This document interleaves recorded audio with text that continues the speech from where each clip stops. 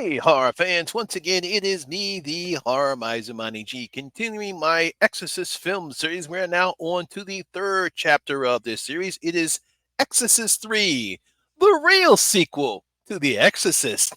Yeah.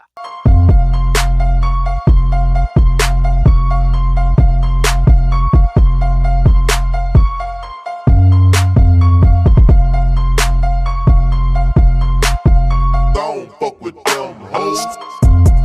Now, Exorcist III is a 1990 American psychological horror film that was written and directed by William Peter Blatty, based on a novel Legion by William Peter Blatty. Now, the film stars George C. Scott, Ed Flanders, Brad Dourif, Scott Wilson, and Jason Miller. Now, in this film, a police lieutenant uncovers more than he bargained for as his investigation of a series of murders, like the deceased serial killer called the Gemini, leads him to question patients at a psychiatric ward. Ooh.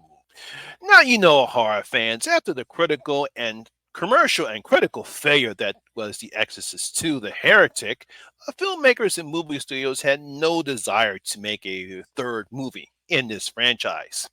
Now, despite that fact, Warner Brothers was still interested in making a third Exorcist film and actually spoke with American novelist William Peter Blatty, who wrote both the novel and the screenplay for The Exorcist, to pen the script for this planned third film. Now, Blatty and American film director William Friedkin, who directed the first Exorcist film, couldn't agree on what direction to take the film, so Friedkin, he dropped out of the project. And so just William Peter Blatty, he was the one to decide to stay on.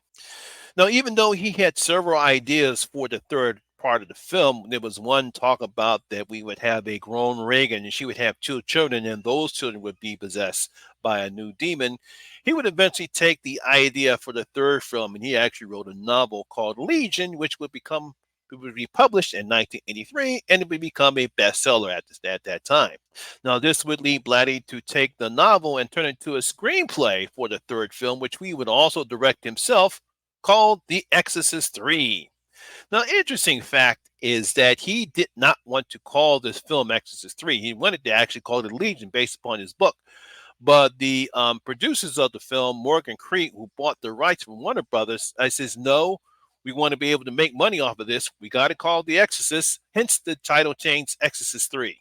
Now, taking place 15 years after the events of the first film and ignoring all the events of the second film because we don't want to repeat it, we don't want to even mention that film anymore, we see Lieutenant William Kinderman and Father Dwyer reminisce about the late Father Damien Karras. They're just having a good time talking about, Father Karras and what happened. It's a good way to start the film. Now, while investigating the murder of a young black male, Kinderman reveals that the murder is like the ones committed by a deceased serial killer named James Verneman. I think that's how you pronounce his last name, aka the Gemini killer who was executed 15 years ago. Wait a minute. How can that be the same murder and the guy's dead? This is not good.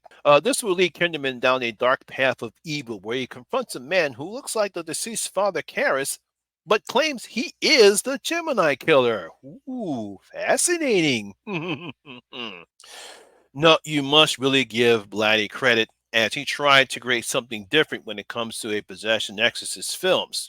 Something a little bit different. He really didn't want to focus mainly on possession, even though Morgan Creek made him do that. But he really actually wanted to wanted to have try something different, more like a psychological horror film as opposed to your typical possession exorcist film.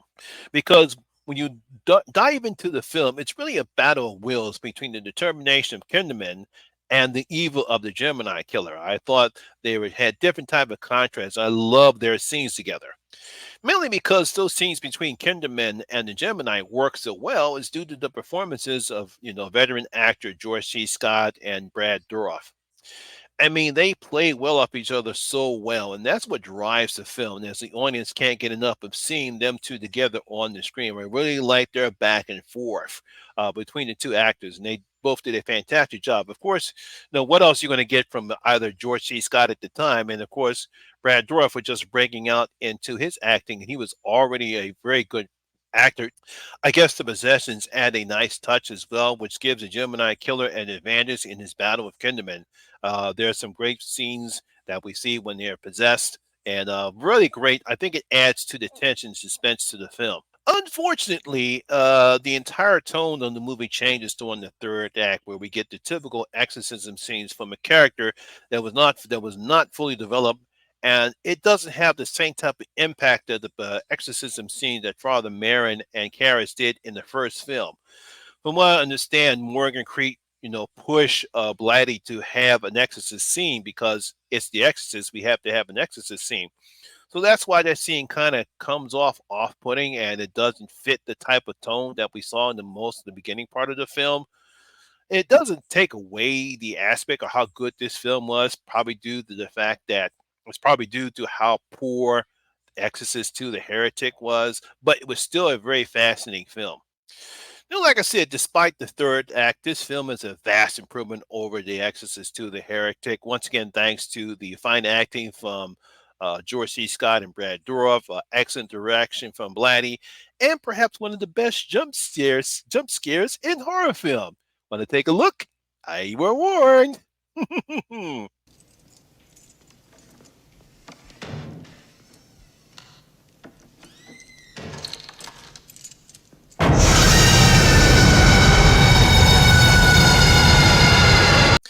Yeah, you can't get enough of that. It's like one of the best jump scares. When I was sitting in the audience seeing this movie, when that scene happens, and next thing you know, that comes out, the whole audience just jumped and a couple people screamed out loud. I was like, "Whoa, now that's a jump scare." No, like I said, very vast improvement over The Exorcist II: The Heretic. It kind of brought back faith into this franchise. It brought new life into the franchise as well. If I were to give out any ranking for this film, I would give it 3 out of my 5 bloody gold coins. It's a very vast improvement because, put it this way, almost anything would have been better than Exorcist II: The Heretic. So there you have it, my horror fans. That is my review and video for Exorcist 3. I hope you did enjoy it. If you did, please give me a thumbs up, like, and share. What are your thoughts about this film? Do you consider this a vast improvement over Exorcist II: The Heretic? Do you consider this the actual true sequel to The Exorcist? Leave your comments in the comment section below. Tell you thought about the film. Also, if you're new here, please hit that subscribe button. Ring that notification bell. That way, we notify anytime when I put a new video such as this one.